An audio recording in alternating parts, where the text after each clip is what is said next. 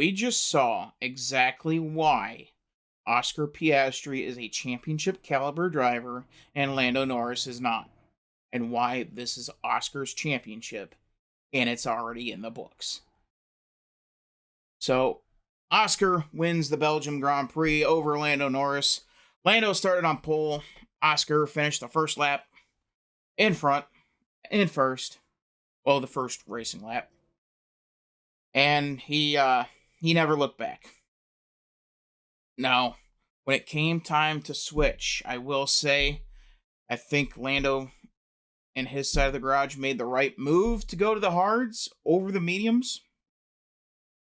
I do think that was ultimately the right move. It was just poorly executed on Lando's part at the end. But yeah, Oscar Piastri, he is an absolute Iceman. You cannot make him break. You cannot shake him. He's never going to flinch. He's never even going to blink. This kid is special. Absolutely special. I would put him in the echelon of Max Verstappen talent, but eons ahead as far as being calm, cool, and collective in the face of chaos. And that's worth quite a lot. And because F1 is chaos. It is inherent. It is going to happen. It is the fact of life. And he has been as calm, cool, and collective as you could have ever expected. Especially, and you especially given last time we were out there a couple weeks ago in Silverstone, where, and still, in my opinion, Oscar got screwed out of winning the British Grand Prix because the FIA was hell-bent on getting Lando Norris that win for the story. And I would even go as far to say it was intentional race manipulation. That is an awful lot of what it looks like. But I digress. So, Oscar, Oscar played it perfectly. Lando made several mistakes towards the end trying to play catch up. And Charles Leclerc, perfect defensive driving throughout most of the race, as Max Verstappen got a very in-depth, detailed look at the gearbox of Charles Leclerc, as he could not get by because he did not have the straight line speed, because Laurent Mekies decided we are going to change the setup because it was working too good in the sprint. Why? Formula One, it is all about the straight line speed and outbraking somebody with DRS. That is Formula One passing. That is the reality of it. And in order to pass, you have to have straight line speed. And in order to defend, you have to have straight line speed. Now, if you're good in the corners, that's a plus. But first and foremost, you need to have straight line speed. And Max did not have enough straight line speed to put Charles in a bad position and be able to complete that pass as they would go off into technical sections of the track. He didn't have it. And that is a problem. You had a car that could do that yesterday. But you changed it. Because you did not trust Max Verstappen to weather the rain enough until we got to the slicks. If they would have kept the setup the same, he would have gotten around Leclerc, and it wouldn't have been, and Max would have ultimately finished second because McLaren's didn't bring both cars down for a double stack.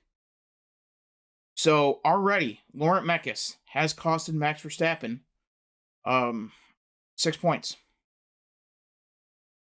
Whosever decision that was to switch the setup of the car, costing Max Verstappen 6 crucial points. And it may not mean much in the drivers' championship standings because the ship's damn near sailed on that. But it could have been. But it could have even gone the entire other way. What if Max was able to stay within DRS range of Piastri? Yeah, Verstappen would have had the straight line speed. We saw it for, what was it, 15 laps at yesterday? It could have been a win. So that's -6. That is -6. And that is +12. So then all of a sudden it's 260, 246, and 197. Doesn't seem like too much of a difference, but you have races that stay similar to that throughout the rest of the year, and all of a sudden it's a fight again. But Max was not given that opportunity by Lauren Eckes.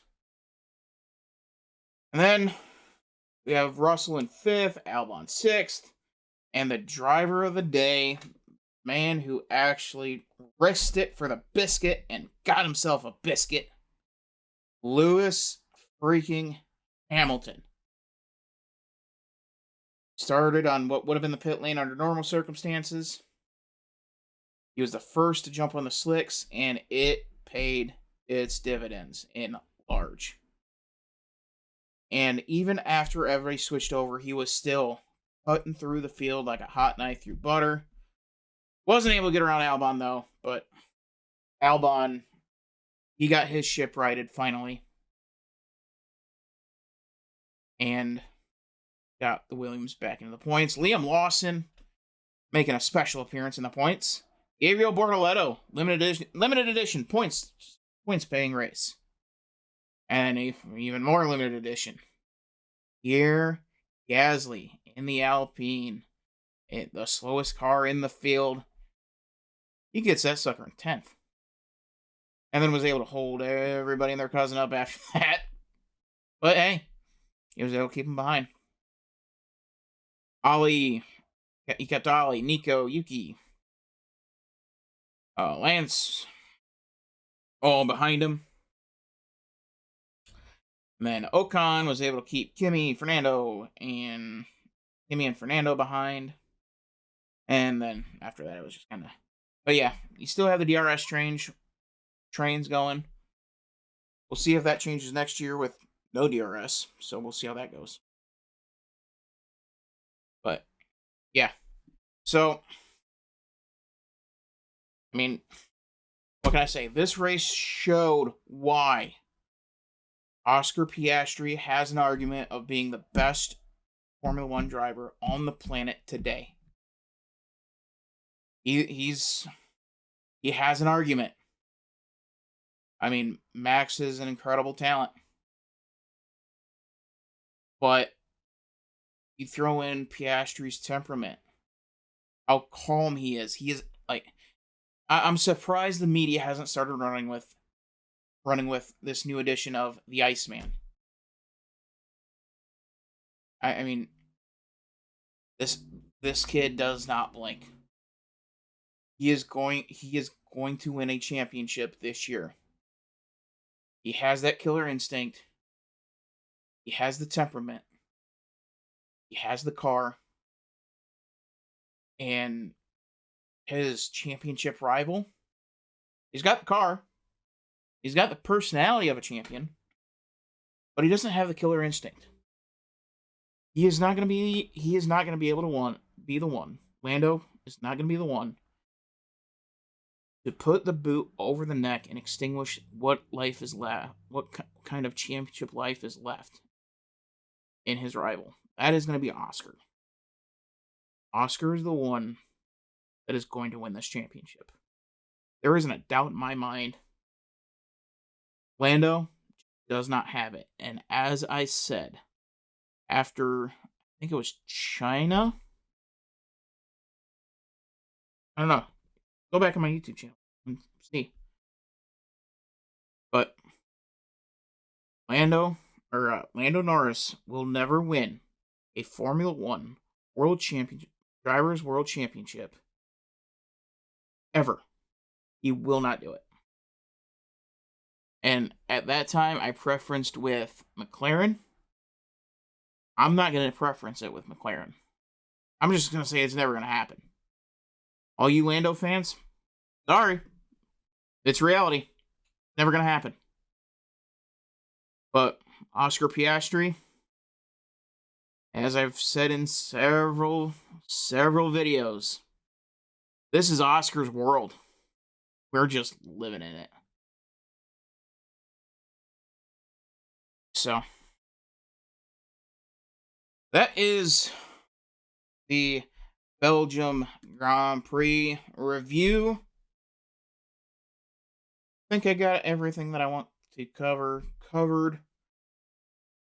And, well, we'll see you in the next one, fellas. Cheers.